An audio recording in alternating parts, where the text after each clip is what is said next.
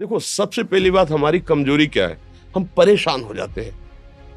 संसार में देखो तो परेशान, परमार्थ की तरफ देखो तो हम परेशान हो, ये हमारा आदत स्वभाव बन गया परेशान होना। थोड़ा सा धैर्यवान बनो, गंभीर बनो। कोई इस भारी से भारी विपत्ति में परेशानी स्वीकार करके विपत्ति से थोड़ी निकला जाता। सुलझो, ठीक है, विपत्ति आई, समस्या आई, इसका समाधान होगा। ऐसा थोड़ी कि हमें नष्ट कर देगी। अगर अभी हमारी बड़ी हानि हो जाती है, हम कल इससे बड़ा लाभ प्राप्त कर सकते हैं। हमको एकदम बिल्कुल गंभीर रहना है, इतने कमजोर नहीं बन जाना। अब वो गए तो क्या होगा, अब वो वस्तु गई तो क्या, पद गया तो क्या होगा। प्रयास किया था, ये पद मिला था, इससे बड़ा पद प्राप्त करूंगा, मैं इससे बड़ा महान बनूंगा। ठीक है, एक बार गिर गया, गलती हो गई, दंड भोगूंगा, फिर इससे ज्यादा संयम में रहूंगा। बिल्कुल, मतलब एकदम फ्रेश दिमाग रखना चाहिए। और अपने लोग क्या है, जरा सी बात में एकदम पछड़ा कर लेते हैं, एकदम कमजोर हो जाते हैं। ये बिल्कुल ठीक नहीं है। हम जीवन भर की यात्रा की बात कह रहे हैं, भारी से भारी कष्ट में भी मुस्कुराना, तो हमें बल मिला है, हमें भगवान की कृपा का दर्शन हुआ है, हमें उनका दुलार दिखाई दिया है। अगर ऐसे तो भाग जाते हैं, फिर परमार्थ में थोड़ी चलना होता है। आज जो आप सुन करके लाभ लेने की चेष्टा कर रहे हो ना, ये केवल प्रवचन नहीं है, ये जीवन है। अगर ये जिए ना होते ना तो ये इसका प्रभाव नहीं पड़ता, फिर वाणी का प्रभाव नहीं पड़ता। हम इसीलिए कहते हैं, जैसे आप लोग एकदम परेशान हो जाते हैं जब बोलो, क्या हमसे ज्यादा परेशानी होगी? दोनों किडनी खराब, दवाई लाने के लिए पैसे नहीं, पानी रखा है हम उठ के पी नहीं सकते, भीषण शरीर में कष्ट, भीषण बुखार, क्योंकि किडनी फेल, जरा में बुखार, खाने को क्या, रोटी मांग के लाओ। अगर वहां सब्जी मिलती तो लाल मिर्च ऐसी पड़ के मिलती थी कि वो पा नहीं सकते थे। आप सोचो, पानी लाना है तो मुझे लाना है, पीना है तो मुझे पीना है। अगर मैं हारता तो कहां पहुंच जाता, क्या स्थिति होती? नहीं, मरना है, पर कदम पीछे। कोई दिन ऐसा नहीं जिस दिन सेवा ना की हो, जिस दिन सेवा ना गए हो। गुरु जी की सेवा में जाना है, पहले अपने को स्वस्थ साबित करना है, नहीं वो सेवा ही नहीं लेंगे। तुम बीमार हो, तुम कष्ट में, वैसे उनकी दृष्टि बड़ी शांत है, उनकी सेवा की, आके लेट गए। फिर हिम्मत की, अपनी श्री जी की सेवा की, मधुकरी नहीं गए, 3-3 4-4 दिन भोजन नहीं गए, पर सेवा नहीं छोड़ा, दिनचर्या नहीं छोड़ी। और उसका प्रधान कारण संयम, ब्रह्मचर्य, भगवत आश्रय, नाम जप, कभी हारने नहीं दिया। अभी भी थोड़ी देर बाद डायलिसिस शुरू हुआ, हारने, आपको हारे हुए नजर आ रहे हैं। शरीर में पीड़ा है, किडनी फेल है, ऐसा थोड़ा हम स्वस्थ बैठे हैं, पीड़ा है, बार बार प्यास लगती है, थोड़ा थोड़ा पानी मिलता है, हर, लेकिन हम आनंदित हैं, हम प्रसन्न हैं।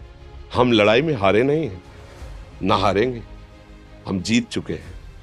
हम अपने मालिक के भरोसे में अपना सब बात, तो वो, ये हम अपनी बड़ाई नहीं बता रहे, हम आपको बता रहे समस्या। सोचो, तुम्हारे पास तो माँ है, भाई है, बहन है, परिवार है, कोई ना कोई तो है ना। मेरा किसी ने कभी जीवन में ध्यान भी नहीं दिया, क्यों? बचपन से बाबा जी बन गए, किसी से प्यार नहीं, किसी से संबंध नहीं, कोई जानकारी नहीं, हम कहाँ हैं, वो कहाँ, किसी से कोई मतलब नहीं। अच्छा, जवान साधु कौन श्रद्धा करे? कभी गांव जाने की हिम्मत नहीं पड़ती कि रोटी मांग ले, पता नहीं लोग क्या सोचेंगे, क्या भावना कर ले। हम दरवाजे पे खड़े हैं, क्या कैसी भाव, जो हमारे सामने आकाश वृत्ति से आया यौवन अवस्था में, वही पाया, अन्यथा भूखे रह गए।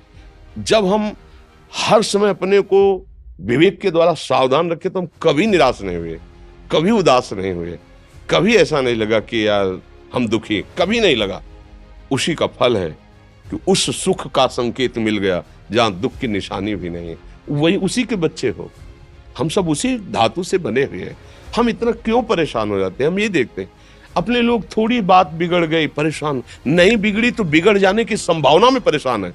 आज सुख है, लेकिन कल सुख छिन जाएगा तो हम आज के सुख में सुखी ना होकर कल के दुख की आने की संभावना में हम भयभीत हो। मतलब क्या हमारी सोच रह गई? हमको इतना बलवान बनना है कि सुख और दुख दोनों हमको छू न सके।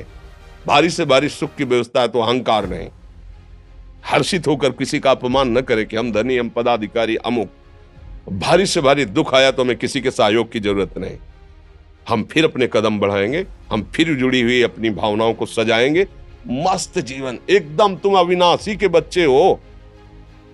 शेर का बच्चा भेड़ों के बीच में फंसकर म्यों म्यों बोल रहा है, बस अगर दहाड़ना सीख जाए तो कोई भी उसे परास्त नहीं कर सकता।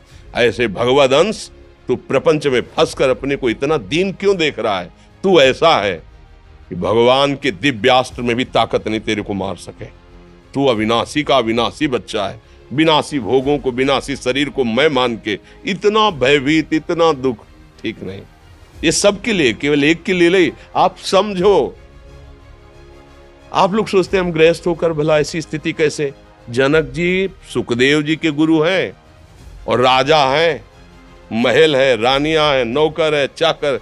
क्या सुखदेव जी जिनके शरीर में लंगोटी भी नहीं है, दिगंबर, परमहंस के गुरु हैं जनक जी जो राजा हैं। समझो, आप ऐसा ना सोचे कि हम नौकरी कर रहे हैं, हम संसार में, हम गृहस्थ हैं, हम आध्यात्मिक की ऊंचाई पर नहीं चढ़ सकते। नहीं, आप एक सरकारी नौकरी या आप किसानी या व्यापार करते हुए आप एक अध्यात्म की ऊंचाई में चढ़ सकते हैं। और अध्यात्म ही है जो तुम्हें इस माया के दुख सुख से ऊपर उठा सकता है। दूसरा, चाहे जितनी संपत्ति आ जाए, आप सुखी नहीं हो सकते।